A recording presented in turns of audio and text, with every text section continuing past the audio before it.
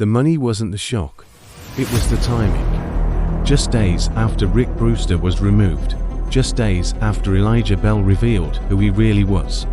$5 million wired into Redwood Forge's secondary vault. But the sender wasn't Elijah, it came from an entity Orm recognized, and it came with a message. Phase 2 approved, no other words. No contact, no warning. The board panicked, meetings doubled, lawyers called. The company's founder's son had returned. And now, something bigger had started. Elijah said nothing at first, just watched, just listened. But on Friday, he called for a floor meeting, not with the board, not with HR, with the workers. They gathered in the break room, metal chairs, stained floors, machines still humming in the distance. Elijah walked in with Gloria. She stood by him like a shield. He faced the crew. His voice was low, calm, steady. My father believed in this place, and I needed to see who still carried that belief. Silence. Then he looked at Tommy. Then Sana. Then the new temp who shared her lunch with the quiet guy on line 4. Some of you passed that test without knowing you were in it, he said it. I own controlling shares now, but I'm not here to take control. I'm here to give it back. They didn't understand at first. Then he explained. Profit shares, raises, repairs to the safety equipment, paid training for forklift certs, free ride share for workers without transport. And the kicker, every employee who had been at Redwood longer than 10 years would get ownership stock. The room didn't clap. Not yet. They didn't know if it was real, but they listened. Elijah turned to leave, but paused. There's one more thing, something I need to find before I disappear again. That line sat heavy. Disappear again. That night, Elijah drove to a trailer park 15 miles outside city limits. His car didn't fit in there. His coat didn't either. But he knocked on lot 43 like he'd done it before. The door opened slow. A woman answered, mid-50s, thin frame, ash blonde braid over one shoulder. Her eyes froze when she saw him. You look just like him, she said. Elijah didn't blink. Is your brother home? She shook her head. You're too late. He walked back to the car in silence. But his knuckles were tight on the steering wheel, like they knew something he didn't say.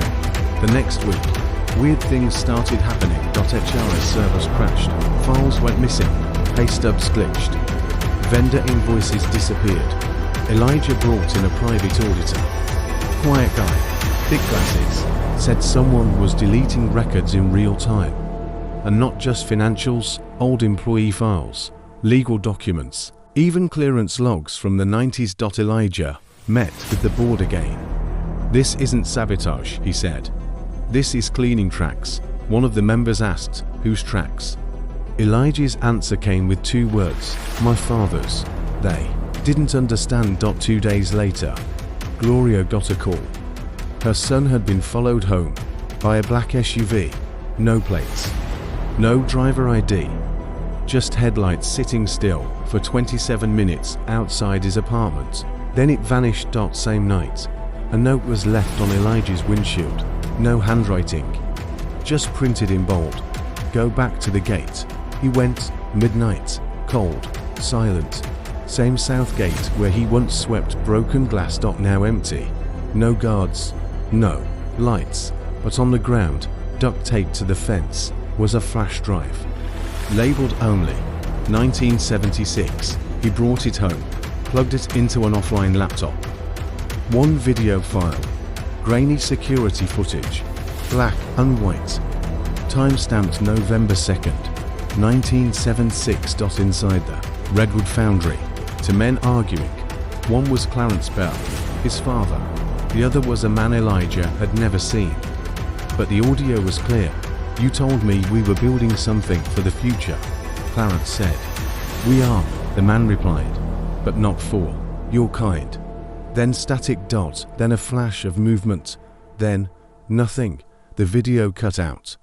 But Elijah had already stood up from the chair. He knew that man's face now. He'd seen it hung in the boardroom, on the founder's wall of partners. Next morning, Elijah returned to the board. He slammed the flash drive on the table. I want answers. I want names. The board chair looked pale. That's not public knowledge. Elijah leaned in.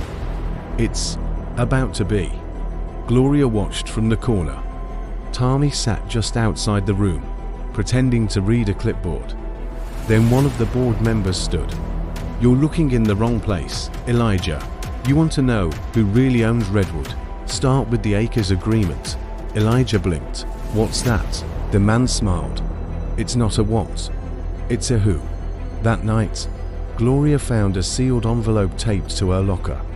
No name, no handwriting. Inside, a single photo.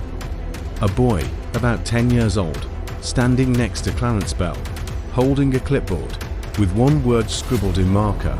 Acres. Gloria flipped the photo over, and in tiny ink, smudged but legible, were 6 chilling words. He's not the only son watching.